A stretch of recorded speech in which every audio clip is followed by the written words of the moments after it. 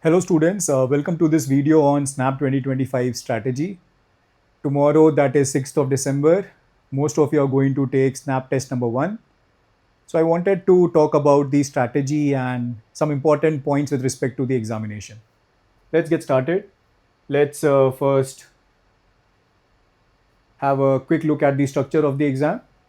15 questions of English, 25 questions of logical reasoning, 20 questions of quantitative aptitude and data interpretation, which translates to a total of 60 questions to be solved in 60 minutes, 0.25 negative marking, no sectional cutoffs, no sectional timings. Score versus percentile for last 2 years. In 2024, a score of 41 translated to 99 percentile and a score of 43 translated to 99.5 percentile. To get these two percentiles, you needed 45 and 47 in 2023 respectively. So if you see, if you score a 45 or in the vicinity of 45, you're going to get a percentile in the vicinity of 99 percentile, which will get you a call from SIBM Pune, the best college in the SNAP group of colleges. In 2024, test number 2 was more difficult than test number 1 and test number 3. Test number 1 was similar to test number 3, but test number 2 was more difficult than test 1 and test 3. And since there is no normalization, it becomes very important that a serious student is going to write all the 3 attempts, all the 3 tests. See what happens if you are going to write only one attempt or only one test, and let's say you are unlucky and you get a difficult paper that day, then you are doomed because there is no normalization. You are not getting any advantages of attempting a difficult paper here.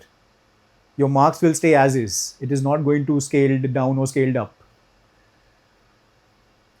Now, there will always be some speed breakers, some tricky questions in Snap paper, specifically in the quant and the LR section. You need to stay away from them.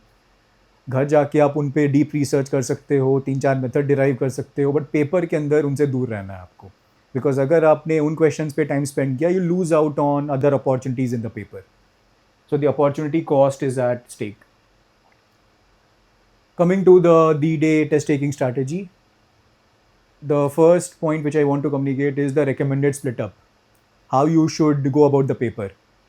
So what I'll recommend is 10, 15, 15, 20. First 10 minutes for English, next 15 minutes for LR. This is my personal choice. I want to go for LR after English. And next 15 minutes quants. You can interchange this. You can go quant second and LR third. That is on you. But you start with English in this paper.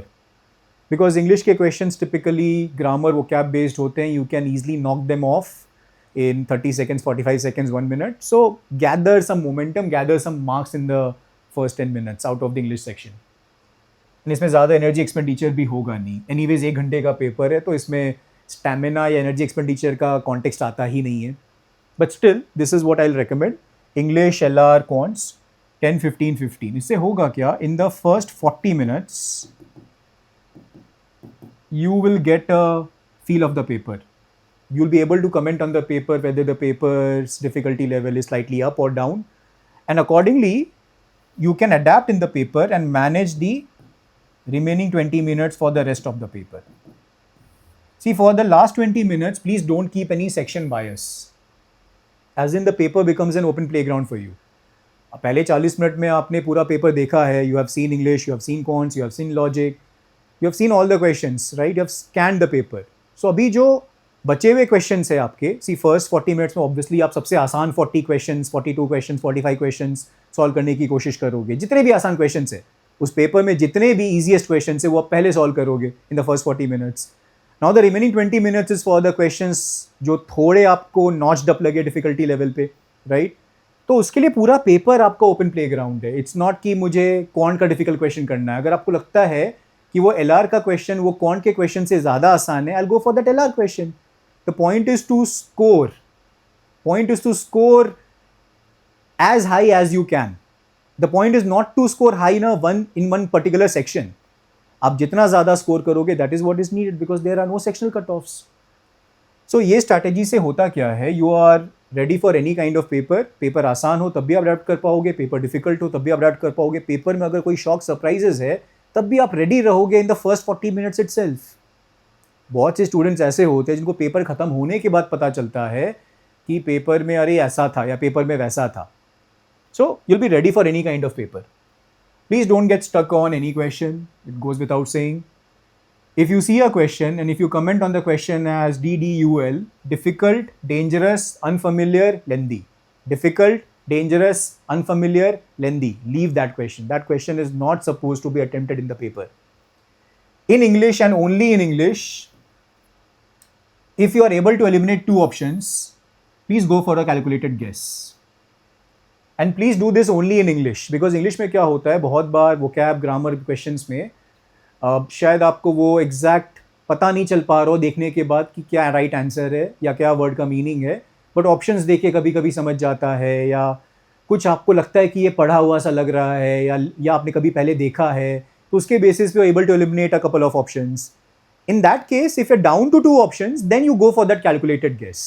But otherwise in quants ये सब मत करना, because quants में अगर answer आना होता तो आपके मेथड के थ्रू आ चुका होता. So don't go for the calculated guesses in quants. You can go for that in English.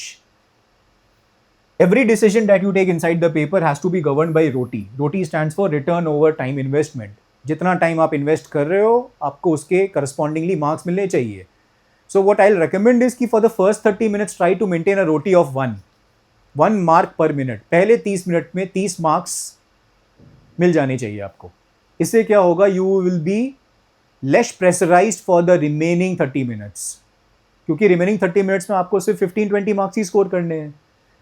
And first 30 minutes में वो 30 मार्क्स स्कोर करना will not be that difficult, because no matter how difficult और easy the SNAP paper is, कम से कम 30 question तो बनने लायक होंगे ना पेपर में. So you just need to spot out the 30 easiest questions out of the 60 questions and get them right in 1 minute. And Snap एक ऐसा पेपर है जहाँ पे एक आसान क्वेश्चन 1 या 1 मिनट से कम में सॉल्व हो जाता है. So ROTI should be the decision driver. Don't over rush in English. I see many mentors, they give this suggestion that कि आप इंग्लिश का पेपर 5-6 मिनट में रैप कर दो, फिर आपके पास 45 मिनट बचेंगे आपके पास 55 मिनट बचेंगे पूरे पेपर के लिए. I find that advice to be very flawed, because when you over rush, आप हड़बड़ में गड़बड़ करोगे. मैं कह रहा हूँ 10 मिनट दो आप इंग्लिश सेक्शन को. अगर वो 2, 3, 4, 5 एक्स्ट्रा मिनट स्पेंड करने से आपको 2, 3, 4, 5 एक्स्ट्रा मार्क्स मिल रहे हैं, what is the harm? Till the time you are able to maintain a ROTI of 1, every decision that you take, it will be in favor of you. So English पे don't over rush, because सोचने में कभी कभी time लगता है, और sense of time अगर खुद को नहीं दोगे, सिर्फ भागने के पीछे रहोगे, एक सही क्वेश्चन जो आप सही कर सकते थे वो भी आपसे गलत हो जाएगा. Be flexible in the paper. See we don't know कैसा पेपर आने वाला है. We can just project basis what has appeared in the past. कुछ अगर नया होता है, you are going to face it in the paper. आप वो एक्सपीरियंस करने वाले हो first hand. So be flexible about it. Don't go with any mindset कि ऐसा ही पेपर आएगा, या आपके दिमाग में जैसा मॉक था वैसा ही पेपर आएगा. Don't go with a rigid mindset. Be flexible in the paper. Be ready for any shocks और surprises. Adapt to the paper really fast. Don't let your ego come in to the play. तुरंत adapt करो. बहुत से questions ऐसे होंगे जो आपसे solve होते होंगे, बट एग्जाम में सॉल्व नहीं करने हैं.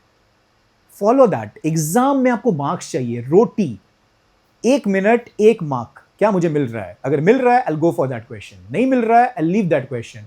घर आके I solve it using multiple methods. I satisfy my ego कि मुझे ये आता है सॉल्व करना, बट एग्जाम में आपको ये करने की जरूरत नहीं है.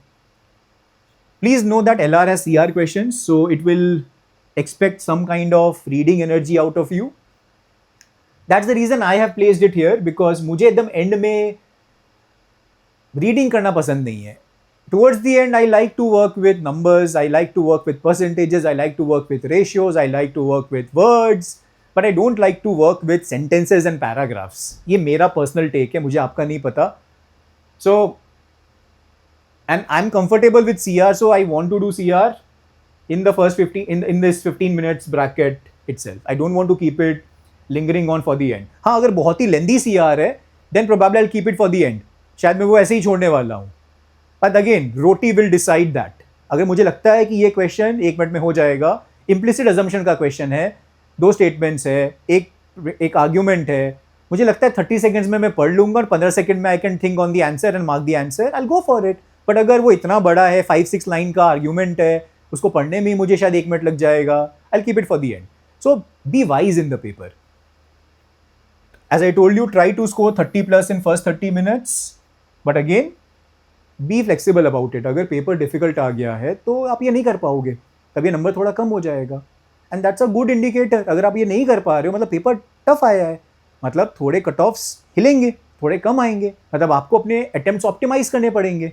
ऐसा नहीं कि जो पहले आप एक डिफिकल्ट पेपर में जो 45-48 का आप टारगेट कर रहे हो वो कम होके 40-42 हो जाएगा, राइट. सो थोड़ी फ्लेक्सिबिलिटी आपको लगने वाली है.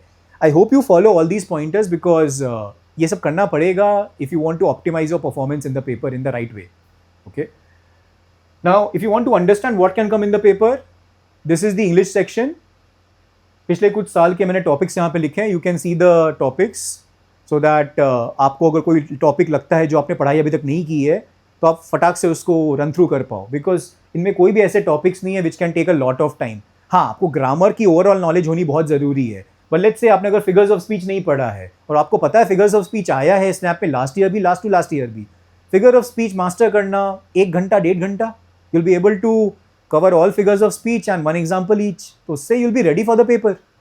सो देख लो कोई भी ऐसा टॉपिक अगर है जो आपने नहीं पढ़ा तो अभी भी मौका है, आप उसको रन थ्रू कर सकते हो. एंड इवन इफ अगर आप अभी नहीं कर पाओ सो एटलीस्ट यू नो कि आपको करना है for snap number 2, snap number 3. So please run through the list once. This is the breakup for quants for last 4 years 2021 to 23 and 24. देख लो किस टॉपिक से कितने क्वेश्चंस आए. Arithmetic is most important followed by PNC probability. Arithmetic और PNC probability मिला के आपके 12 questions के आसपास होंगे स्नैप के पेपर में. So 12 out of 20. This is the LR-CR. I'm calling it LR-CR because CR 10 से 12 क्वेश्चंस आएंगे आपके LR में. So almost 40-50% of your paper, of LR paper is critical reasoning. See last year देखो, statement assumptions 3 questions, cause and effect 2 questions, statement argument नहीं था, courses of action decision making 2 questions, critical reasoning, mixed critical reasoning 2 questions. So if you see the weightage here, critical reasoning becomes very important. Grammar is very important for Snap. Critical reasoning is very important for Snap. Logical reasoning is very important for Snap. Quant में arithmetic is important. PNC probability is important. Clocks, calendars, they are very important. पिछले साल 4 questions थे clocks and calendars पे. यानी ये आसान topics है, अगर आपने पढ़ के रखा है तो ये easily manage हो जाता है. There is not much depth in these 2 topics, clocks and calendars. And अगर कोई लेट्स से क्लॉक का क्वेश्चन ऐसा आता है जिसमें थोड़ी ज़्यादा कैलकुलेशन है तो आप उसको छोड़ दोगे, राइट. बट वो डिसीजन लेने की कैपेबिलिटी किसके पास होगी? Someone who has done the topic. वो डिसाइड कर पाएगा कि क्वेश्चन करने लायक है या नहीं है, right. So this is just to give you an idea कि पेपर में क्या आ सकता है. And I have shown you for past 4 years so that आपको पता चले कि सिर्फ पिछले साल पे डिपेंड करने की ज़रूरत नहीं है आपको. Look at some more papers and that gives you a true picture of the types of questions which can come in the paper. What to do post your exam so that you are better ready for the retakes, as in snap test number 2, snap test number 3. See, होता क्या है ना, most of the students what they do is they write the test, they come home and they start looking out for analysis videos. उनको बहुत पसंद है दूसरों के analysis. I am not saying expert analysis is bad, it is good, but let it be a secondary source for you. Primary source आपका खुद का analysis होना चाहिए. और वो सबसे बेस्ट पता है कब होगा? जब आप इमीडिएटली आफ्टर द पेपर शांति से एक जगह बैठ के you write down all the observations. See only you know what you experience in the paper. आपको सिर्फ पता है कि आपके साथ क्या हुआ. No expert can know that. No YouTube video can mirror that emotion. आपको पता है कि आप इस क्वेश्चन में अटके थे, 3 मिनट अटके थे, वो सच्चाई आपको पता है. आपको पता था कि 3 मिनट नहीं अटक सकते किसी में भी, फिर भी आप एग्जाम में अटके थे. तो ये सारे ऑब्जर्वेशंस आपको लिखने हैं. आप ट्राई करो जितनी भी चीजें पेपर के बारे में आपको याद है आप लिखो. This will help you in your retakes. क्यों? This will be your raw analysis of the paper. आपका फर्स्ट हैंड एक्सपीरियंस आप डॉक्यूमेंट करो, जितनी चीजें आप याद रख सकते हो याद रखो और लिखो उसको. एंड ये तभी हो पाएगा जब आप तुरंत लिखोगे पेपर से आने के बाद. घर आने तक का टाइम मत दो, बिकॉज जितना टाइम गैप आएगा between the examination ending time and the time you reach home, उतने दिमाग में आपके थॉट्स आएंगे, उतना डाइल्यूशन होते जाएगा वो फर्स्ट हैंड एक्सपीरियंस का. एंड जैसे आप घर आओगे, आप लोगों से बात करोगे, इधर उधर वीडियोस देखोगे, तब तक तो आप पूरे ब्रेन वॉश्ड हो चुके होगे. बिकॉज जो सामने वाला एक्सपर्ट आपको कह रहा होगा, you'll be forced to think कि हाँ आपके साथ ऐसा ही हुआ, when the reality might be totally different. तो आपको खुद की चीज़ें पता होनी बहुत ज़रूरी है. So the best way to go about it is, जैसे ही पेपर खत्म होता है, go find a place, sit in isolation, एक पेपर उठाओ, एक पेन उठाओ and start writing everything which you remember about the paper. And that becomes your holy grail in terms of what you should be doing and should not be doing in the upcoming SNAP exams. I hope this makes sense. All right, so this is what I wanted to share in this video. I wish you all the best for your exam. भगवान करे जिसने भी अच्छे से preparation की है उन सबके साथ अच्छा हो. कुछ भी अगर आपको दिक्कत आती है, if you have any doubts about the paper, if you want to talk to me with respect to the strategy that you should apply, आपके दिमाग में कोई और strategy है जो आपको लगता है कि आपके लिए better suited है and you want to talk about it, feel free to communicate on the helpline number which is given in the description. I'll be more than glad to help you out there. So again, all the best. May the force be with you.